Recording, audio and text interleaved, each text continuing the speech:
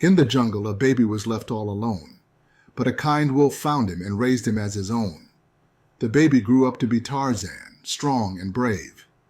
One day, Tarzan met a beautiful girl. She seemed nice, but she had a bad plan. She wanted to catch Tarzan's wolf family and sell them. Tarzan didn't know. The girl tricked him and trapped him and his wolf, but the jungle animals came to help. They chased the girl away. Tarzan was sad, but his wolf father said, "I love you no matter what." Tarzan learned that true love comes from those who care for you, not those who trick you.